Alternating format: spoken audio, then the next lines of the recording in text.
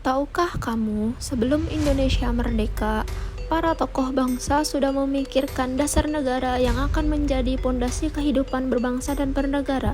Semua itu berawal dari sebuah lembaga bernama BPUPKI atau Badan Penyelidik Usaha-Usaha Persiapan Kemerdekaan Indonesia yang dibentuk oleh Jepang pada 29 April 1945. Meskipun dibentuk oleh penjajah, BPUPKI menjadi wadah penting bagi para tokoh bangsa untuk mewujudkan cita-cita kemerdekaan Indonesia. Saat itu, Jepang sedang terdesak dalam Perang Dunia Kedua. Untuk menarik simpati rakyat Indonesia, mereka menjanjikan kemerdekaan. Maka, dibentuklah BPUPKI dengan 62 anggota dari berbagai latar belakang tokoh politik, ulama, dan pejuang nasional. Meskipun dibentuk oleh Jepang, semangat para tokoh Indonesia tidak bisa dibatasi. Mereka memanfaatkan kesempatan ini untuk merancang masa depan bangsa. Sidang pertama BPUPKI berlangsung dari 29 Mei sampai 1 Juni 1945. Inilah momen penting ketika gagasan tentang dasar negara mulai muncul. Pada 29 Mei, Muhammad Yamin menyampaikan pidatonya. Ia mengusulkan 5 dasar negara yang menekankan pada persatuan, kebangsaan, dan kemanusiaan.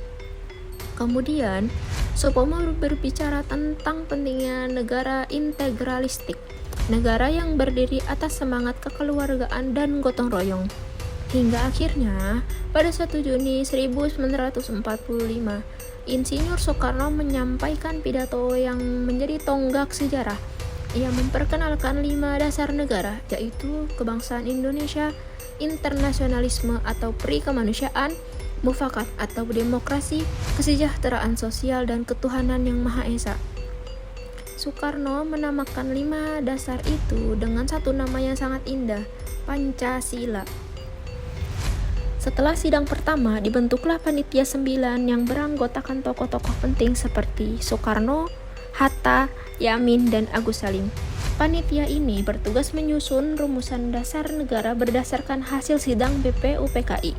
Hasilnya adalah Piagam Jakarta yang dirumuskan pada 22 Juni 1945.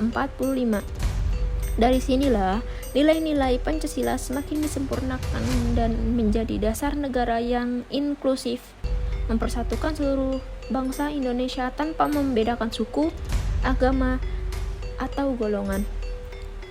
Dari proses panjang BPUPKI dan lahirnya Pancasila, kita bisa melihat betapa luhur nilai-nilai yang terkandung di dalamnya, yaitu persatuan, musyawarah, gotong royong, dan ketuhanan. Nilai-nilai inilah yang menjadi jiwa dari bangsa Indonesia. Bagi saya, sejarah BPUPKI bukan sekedar kisah di buku pelajaran. Ini adalah pelajaran tentang semangat persatuan dan kebijaksanaan dalam perbedaan. Di masa sekarang, ketika perbedaan sering menjadi alasan untuk terpecah, kita perlu mengingat semangat para pendiri bangsa. Sebagai generasi muda, mari kita mewujudkan nilai-nilai Pancasila lewat tindakan sederhana, saling menghormati, bekerja sama, berempati, dan mencintai tanah air. Karena Pancasila bukan hanya dasar negara, tapi juga pedoman hidup yang membuat Indonesia tetap berdiri kokoh hingga saat ini. Selama kita terus meneladani semangat BPUPKI dan para pendiri bangsa, Pancasila akan selalu hidup di hati generasi muda Indonesia.